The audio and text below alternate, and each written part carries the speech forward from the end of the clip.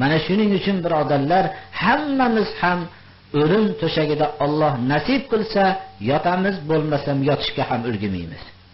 Mana bu soatda ko'z oldingizdan hayotingizda qilgan ishlaringiz keladi.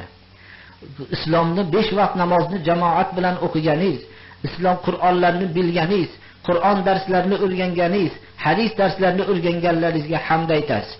Ammo birovlarga zulm qilgan bo'lsangiz, birovlarning haqqini nohaq yegan bo'lsangiz, birovlarning yetimlarning molini yegan bo'lsangiz, mana bunday zulmlar qilgan bo'lsangiz, ko'z oldingizdan o'tib, menga nima zarur edi?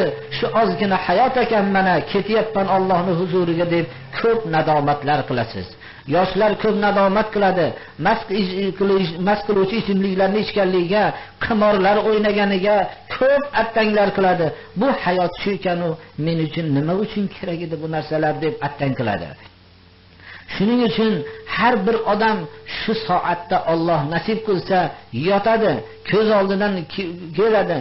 Farzandlarimning hamma olib kelgan dunyosiga quvonibman, afsus bularni hidoyati haqida o'ylamabman deb ko'p attanglar qiladi birodarlar.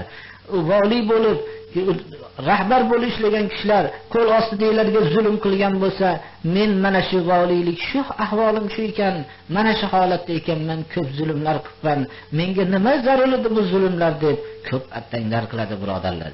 Bu soat albatta keladi. Bunda shak shubha yo'q.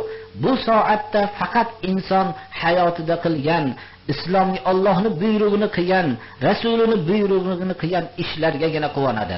Boshqa narsaga quvonmaydi. Haromdan topgan dunyolarga quvonmaydi. Bu vaqtda poralariga quvonmaydi. Mana shu soatda faqat halollik bilan yashaganligiga o'zi quvonadi xolos. Shuning uchun o'zining g'oyasi, o'zining pok g'oyasi yo'lida yashab davom etib ketishlik har kimga nasib bo'lmaydi birodarlar. Pokiza bo'lib yashashlik, Alloh subhanahu va taoloning haqiqiy bandasi bo'lib yashashlik hammaga nasib bo'lmaydi birodarlar. Alloh baxtli qilgan kishilarga bu nasib bo'ladi. Inson ozgina dovdirashlik bilan, ozgina zulm bilan o'zgarib qoladi. Shuning uchun mana shu kun hammamizga keladi. Shu vaqtda ko'p yuragimizdan yig'laymiz. Juda ham u yig'ini biz hayotda shuni tirikligimizda ko'p yig'lamoqligimiz kerak. Ana shu vaqtda ko'p afsus nadomatlar bo'ladi. Biz ham mana shu amonatni, Allohning amonatini xalqlarga aytib olganimizga inshaalloh shu kundan Alloh nasib qilib shunday yotish nasib bo'lsa, Allohga hamd aytamizki, shu amonatni hech kimni rioya qilmasdan, xalqlarni obro'siga aldanmasdan, xalqlarning qarshiligiga aldanmasdan shu amonatni yetkazishlikni Alloh nasib qilsin deb Allohdan faqat shu narsani so'raymizki, shu amonatiki, haqiqat amonatini odamlarning ustiga bu yetkazib qo'yishlik. Xolasin odamlar haqiqatlarni qabul qilib jannatga daxil bo'lsin, xolasin uni qabul qilmasdan jahannamga o'tin bo'lsin. Mana bu narsa amonatdir olimlar ustidan. Mahalla muhtafitlari ustida amonatdir. Yoshlarni namozga chaqirish, haqiqatga chaqirish, Allohning bandasi bo'lishlikka chaqirish mahalla peshvolarining amonatidir. Ertaga yoshlar aytadi, biz bularni to'riga o'tkazardik, hurmat qilardik, bularni biror so'z aytsak bajarardik deyshadi. Ular shuning uchun shu amonatlarni har birimiz yetkazib qo'yishligimiz vazifamizdir. Bunga Alloh juda katta ajr beradi birodarlar. Bu ajr ko'z ko'rmagan, quloq eshitmagan, inson hayoliga kelmagan katta bir dabdabalik qasrlar Allohning jannatidir bu. Bu jannatda biz berilgan noz-ne'matlar misli yo'qdir.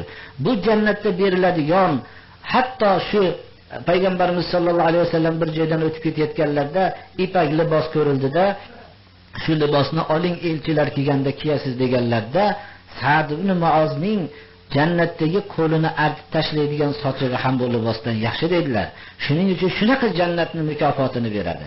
Shuning uchun dunyoda biz islom bizni hamma tayyibotlarni halol qildi bizga. Pokiza narsalarni, pokiza liboslarni halol qildi. Bizni hayotdan mahrum qilib ishga, ruhoniyat tarki dunyo qilishga buyurmadi. Shu dunyoda turib, dunyoni qalbimizga joylamay, qo'limizga joylashlikka buyurdi.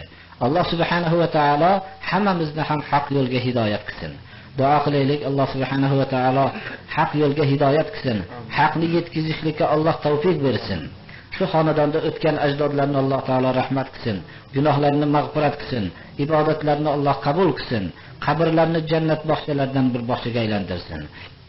Hammamizni ham o'tgan ajdodlarimizni Alloh rahmat qilsin, qabrlarni jannat bog'chalaridan bir bog'chaga aylantirsin. Birodarlar, qabr yo jannat bog'chasidan bir bog'cha, yo jahannam chuqurlaridan bir chuqur, boshqa narsa emas birodarlar. Mana shuning uchun shu kunga ishlashlik kerak. Alloh subhanahu va taolo mana bu farzandni salohiyatli farzand qilsin. Din islomga xizmat qiladigan farzand qilsin. Umriga Alloh taolo barakot bersin va haq yo'lda barqaror qilsin. Din islomga xizmat qiladigan qilsin. Kamolotini ota-onalariga ko'rsatsin. Va sallallohu taala ala xayri xalqihi Muhammad va alihi va ashabihi ajma'in. Alloh subhanahu va taolo hammamizni ham farzandlarimizni solih solihalardan qilsin. Va sallallohu taala ala xayri xalqihi Muhammad va alihi va